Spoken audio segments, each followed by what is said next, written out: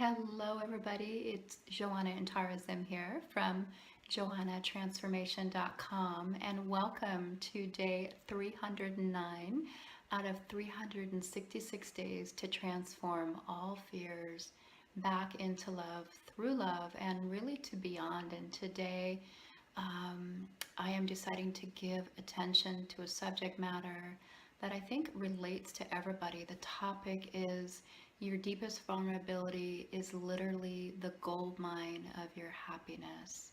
Your deepest vulnerability is literally the gold mine of your happiness. And wow, this was the title that got downloaded to me earlier in the week. And I'm going to be spending a number of days over the next maybe 7 days actually focusing on the fear of being vulnerable, because there is not an area of life that I can see as both a human, a wife, a mother, a business owner, entrepreneur, and as a human in the world at this time that does not um, exclude vulnerability. And I have found that despite whatever resistance my mind and heart and conditioning have had, the path to experiencing one's deepest vulnerability in a most undefended fashion is truly the gold mine to many riches, including openness, creativity, love, ecstasy, all the things that we all want. So today, thanks to some of you responding to my question about, where are the vulnerabilities that people are afraid of, is the vulnerability of needing to be liked or wanting to be liked. And, you know, despite what some people could say, I don't really know anyone that doesn't want to be liked in some way. And yet, who really admits that they want to be liked? It's not an easy thing to explore. And I'm not saying there isn't a place where it's healthy to not care, because there is. There is a place where it's healthy to not care.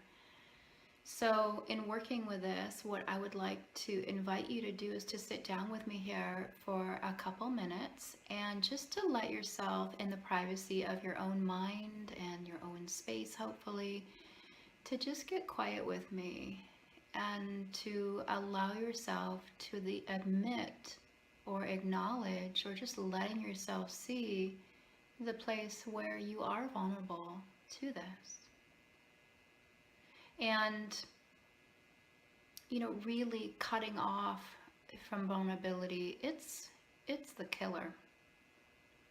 When we cut off, we limit ourselves, and we and our loved ones really, really, really suffer. I know that both as somebody who has cut off my vulnerability, certainly at many times, and continue to do so at moments, I have suffered, and that I've also been on the other end of other people's vulnerabilities being cut off. So it brings this question of, how do we safely open up to our vulnerability?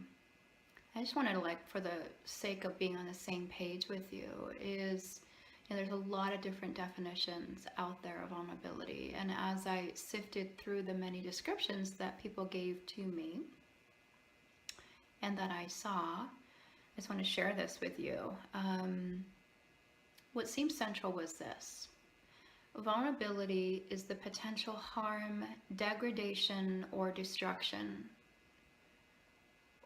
we fear or we're concerned about when someone takes the risk, or when we take the risk to expose ourselves in whatever area that is. So today we're working with the vulnerability around being liked. And so what we want to do is, I want to have this be a way that you can work with it that actually feels good and feels safe. So the first step when I am feeling vulnerable, or my clients are feeling vulnerable, I usually work with is simply to just start becoming aware of what's happening, and to slow down so that we can see. often when we are activated by a particular vulnerability, in this case, of being liked, we can get lit up, we get activated, we get lit up, and we lift up. There's a way that we lift up from our center. We lift up from a spaciousness that might have been there before we got reactivated. And as we lift up from that center and our capacity to be open, we also get lifted up into old stuff. Usually this is really old stuff. So the first step that I want to invite you to is to become aware and to simply pause and to allow yourself to slow down and breathe.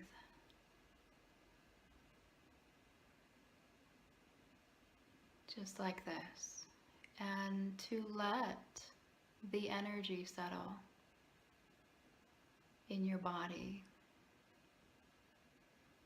Usually the lifting up and the getting activated is quite a physiological experience. You'll notice that if you pay attention to what's happening in your body when you get activated, it's quite physiological. You'll notice sensations or patterns of movement happening. And as you let the energy settle and become practiced at letting the energy start to settle, if we do this enough and we get okay with doing this enough, there is a spaciousness that starts to open. There is an openness that starts to become more available to us. And really from there, the question becomes, is what actually are we contacting? What are we contacting in the vulnerability of not being liked? What's really, really there? And,